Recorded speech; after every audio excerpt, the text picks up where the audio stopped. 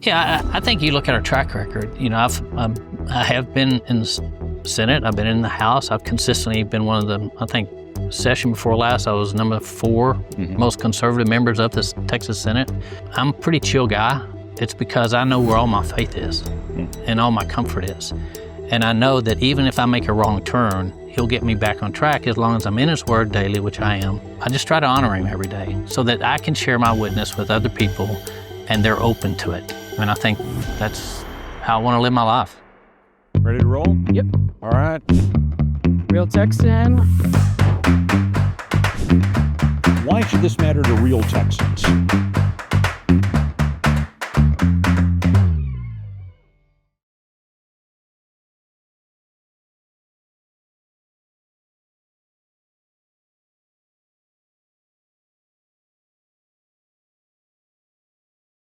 Welcome to this edition of Real Texans, where we sit down with the men and women trying to make the Lone Star State a better place, and that sometimes includes sitting down with folks who hold or are seeking public office. And today I get down with Kelly Hancock, our Acting Comptroller. Correct. Is that kind of that's kind of the right term, right? Yeah.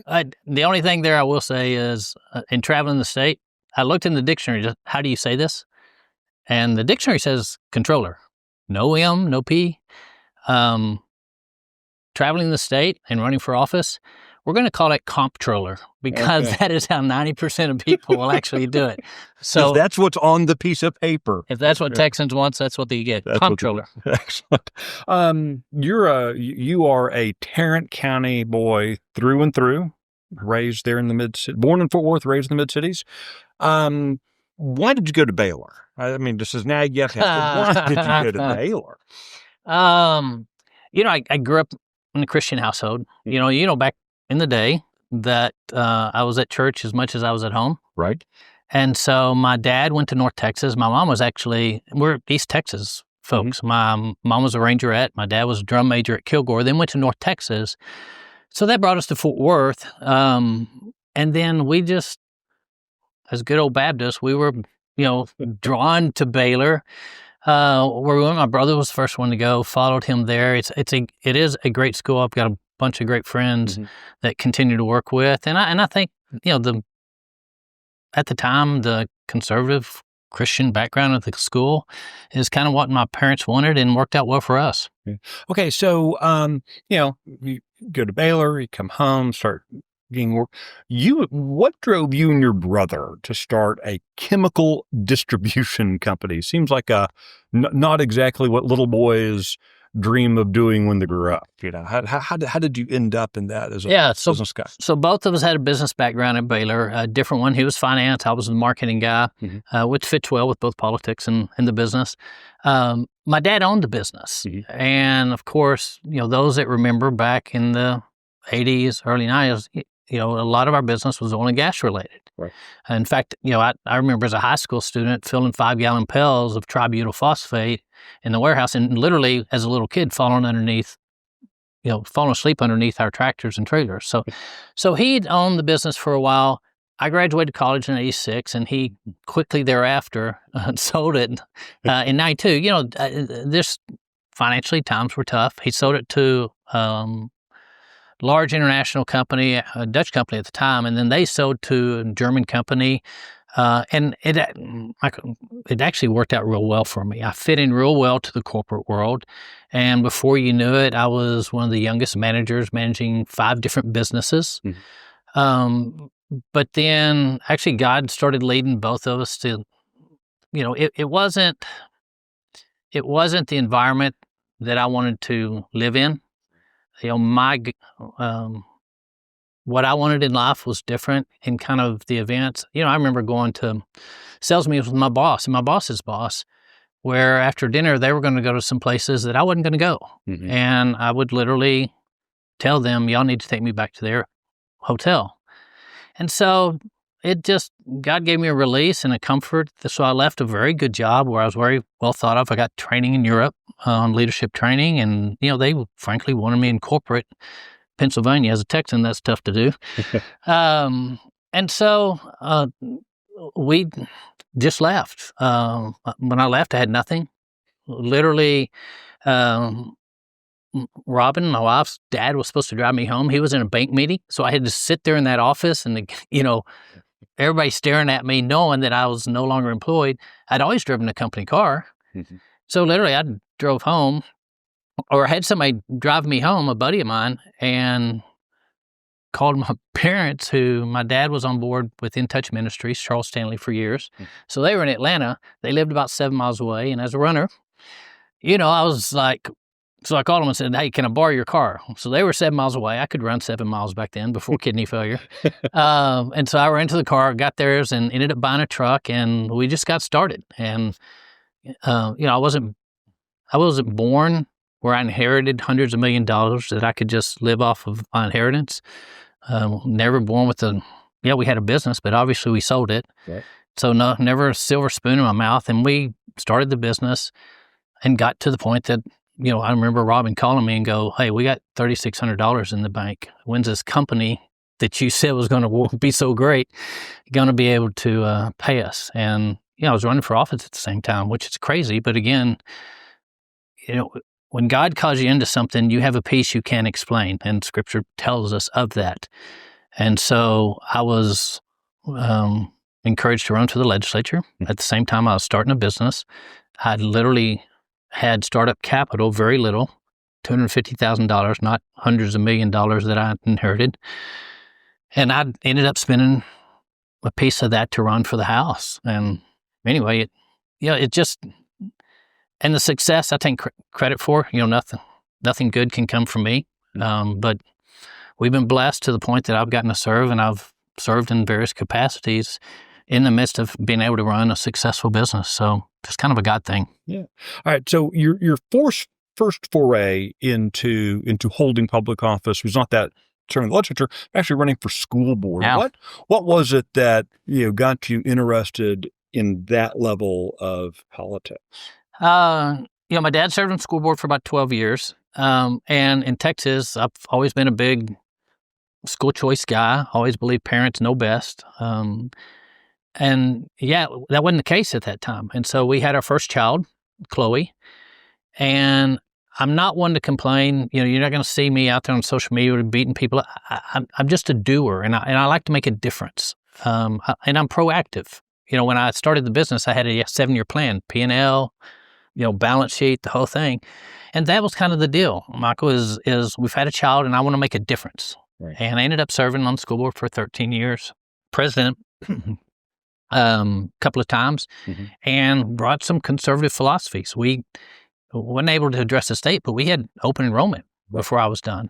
We actually lowered property taxes, which was unheard of, and our administration didn't like it as a school board member, and had some of the lowest tax rates in the state where the district was at. So did some good things.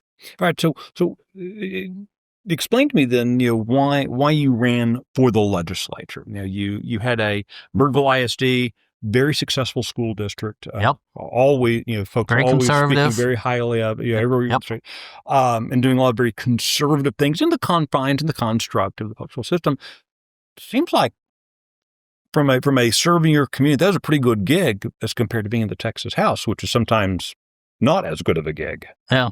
I didn't know much about Texas House at the time, so there's that. If you knew then. Yeah, if I knew then what I knew now. And now, again, it was just kind of a God. And, the other thing that was happening at all this time, because right after we had Chloe, I was diagnosed with IgA nephropathy, very rare, non-curable kidney disease that at the time, we were told it could take my kidneys in 2 days, 2 months, 2 years. Most people don't make it 20 years with that. And so we were dealing with a lot. But again, but God, He had given me kind of a release that I felt like it was time for me to move on, let some other people have the experience I had on school board and learn some leadership skills that I'd learned as a school district. And I made the mistake of going to lunch with a bunch of city leaders, and they talked to me. And I told Robin when we left that I think I know what they're wanting to talk to me about. And our House member was a former superintendent that I'd worked with, that I'd hired.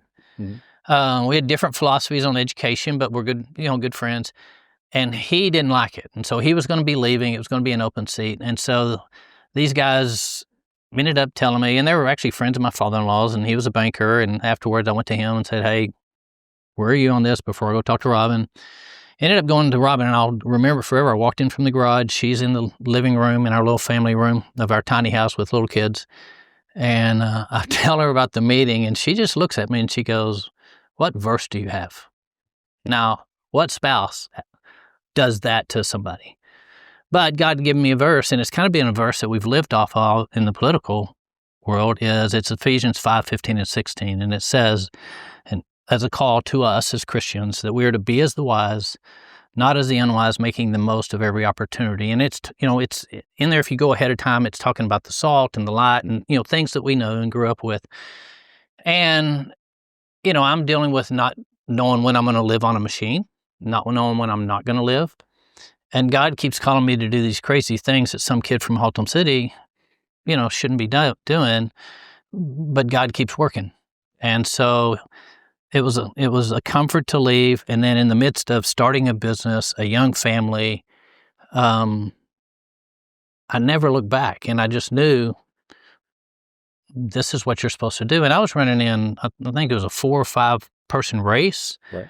Won with 52% of the vote against the chair of the Tarrant County Republican Party, induced by the governor and the attorney general, my good friend Greg Abbott, who has finally decided to endorse appropriately. So he's endorsed us in our race and is all in. He wrote his own endorsement letter.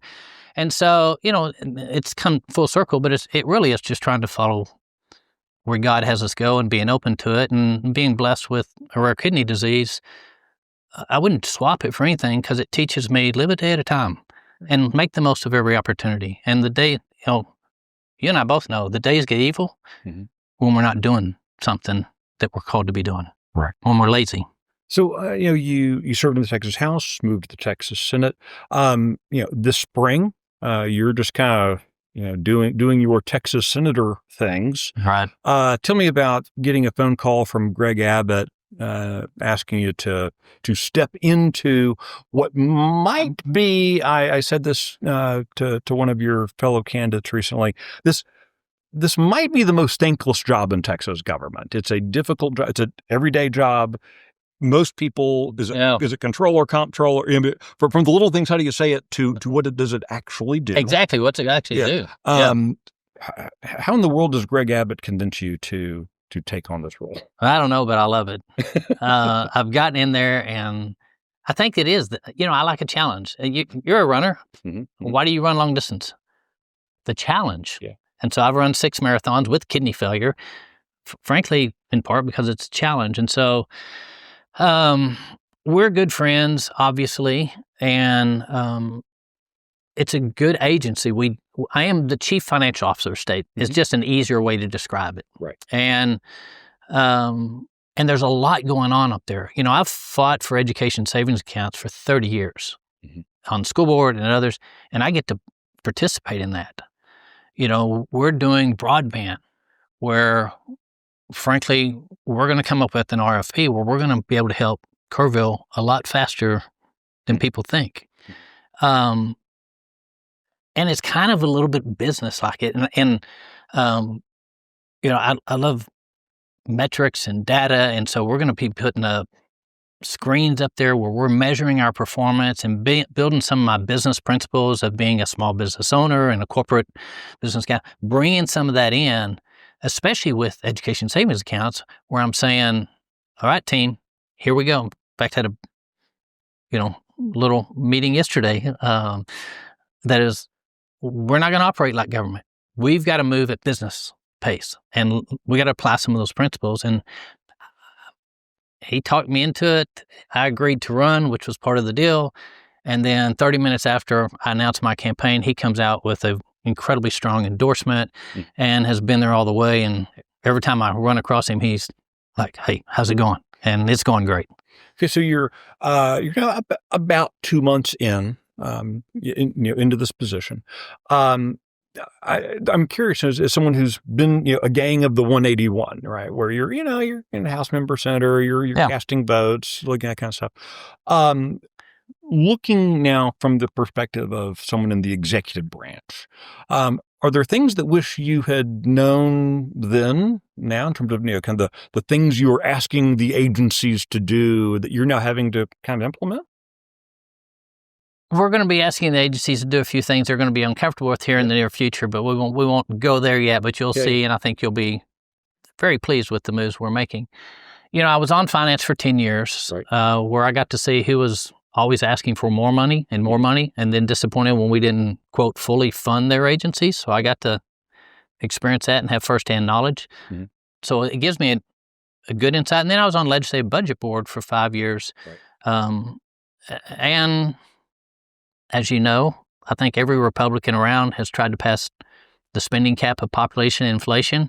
Right. And I did it for 10 years. Right. We got that passed. Mm-hmm. And so, my approach is we have DOGE and the great relationship I have with the governor, because we have the Texas regulatory efficient, Texas DOGE. It's just easier to say. Over in the governor's office, and I get to provide that information and work with him. And I think, potentially maybe even be on that team as it's set up in his office, and our relationship's going to be helpful.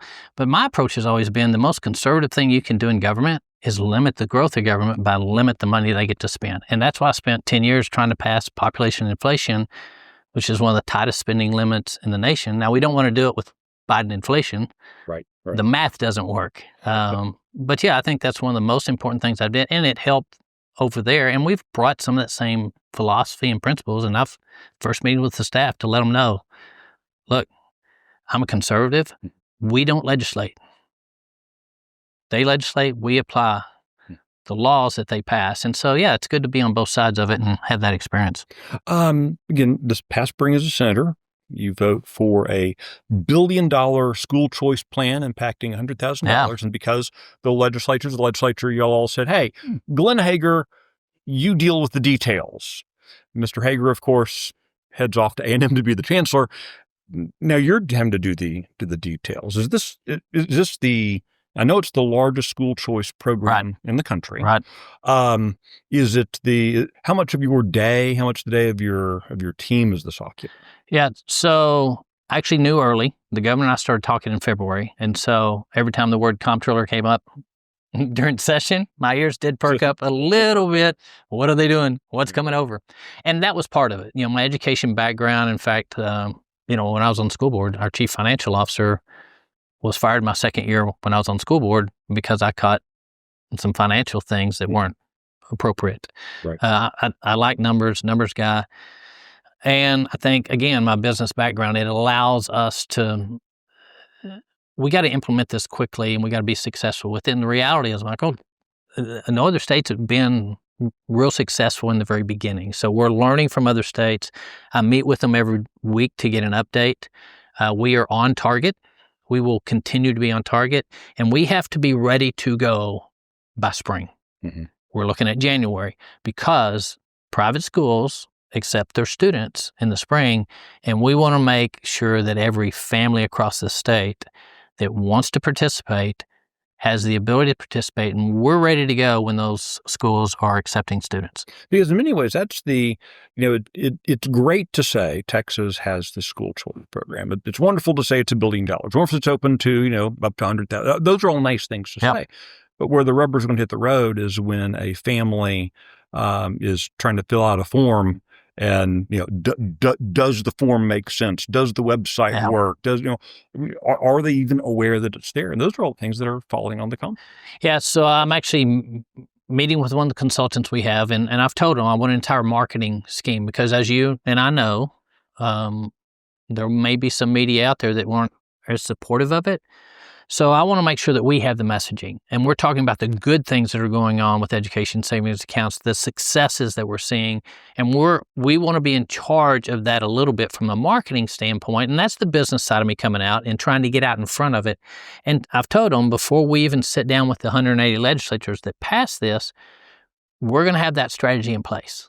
And so we're going to take a very business approach that does include marketing, and this is just telling the truth.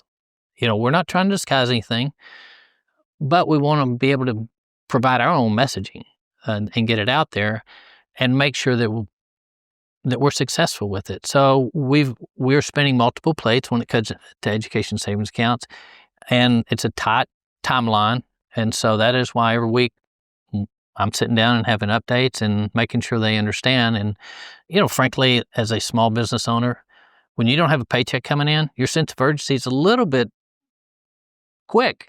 Right, And I'm right. having to put a little bridle in a little bit that my, entrepreneurial, impatient self, doesn't be that I'm not too disruptive, because we want to be successful, and we have a really good team over there, and things are going really well. All right, so shift quickly. The office of the comptroller does a lot of things. Right. A lot of I'm one of those guys. I love reading the various reports that come out. That's what I do for fun. Yeah. You and I might be on two guys this day. Yeah. But it touches so many aspects of our lives, including things like property taxes, including the audits and reviews. What changes do you see? What are things you want to be doing in those kind of areas, or perhaps a little below the surface for improving? Yeah, so obviously property taxes. I voted on $90 billion in property tax reduction. As you know, I was very involved in Senate Bill 2, getting the combined language that they're looking at now. We had a 3.5, and I think they're maybe looking at changing that spending cap on cities and counties. Right. So very involved in it, and a lot of appraisal reform. I've written a lot of appraisal reform based on complaints from citizens to try to get them a fair shake, as well as the shakeup, and being able to elect something, Paul Brett McCord and I had talked about for years, that the taxpayers actually have somebody rather than the revenue seekers having make up the board. So we're working with that, and then we have an entire transparency unit that we're working with, in a property tax unit there, that we actually reward cities for their transparency, and we help train them how to, especially the smaller rural towns, how to be better stewards of taxpayer money. The revenue I count in the comptroller's office, I know whose it is. Right. And too often people call it government's money. We have no money other than the people that elect us money. And I recognize that. And as a property owner, we own our own warehouse now, and a business owner, I got to pay for my inventory. I got to pay for my trucks over and over because I paid sales tax. Now I got to pay.